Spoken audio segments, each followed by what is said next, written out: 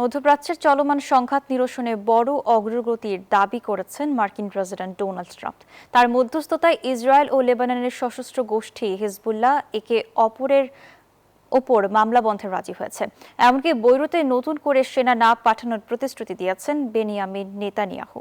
হিজবুল্লাহর মার্কিন প্রস্তাব মেনে নেয়ার খবরে তেহরানে সমাবেশ করেছে ইরানিরা। এদিকে বর্তমান পরিস্থিতিকে চরম উদ্বেগজনক বলে সতর্ক করেছে জাতিসংঘ।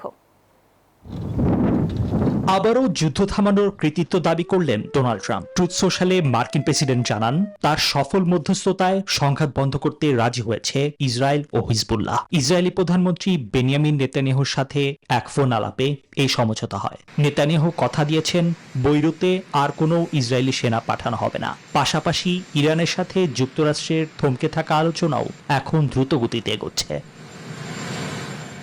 তবে এই সমঝোতার মধ্যেও কড়া শর্ত জুড়ে দিয়েছেন নেতানিয়াহু। ট্রাম্পকে তিনি সাফ জানিয়ে দিয়েছেন, হিজবুল্লাহ যদি তাদের আক্রমণ না থামায় তাহলে বৈরুতে আবারও জোরালো সামরিক অভিযান চালাবে ইসরায়েল।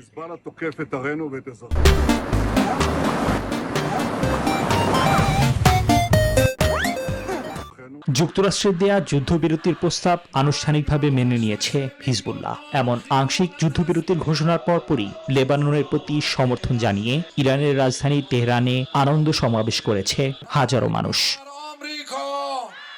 তবে বর্তমান পরিস্থিতি নিয়ে গভীর উদ্বেগ প্রকাশ করেছে জাতিসংঘ। সংস্থাটি সতর্ক করেছে, সংঘাতের এই নতুন রূপ অত্যন্ত বিপজ্জনক এবং এটি পুরো অঞ্চলে নতুন করে চরম উদ্বেগজনক উত্তেজনা তৈরি করছে। নিবির আমিন, নিউজ 24।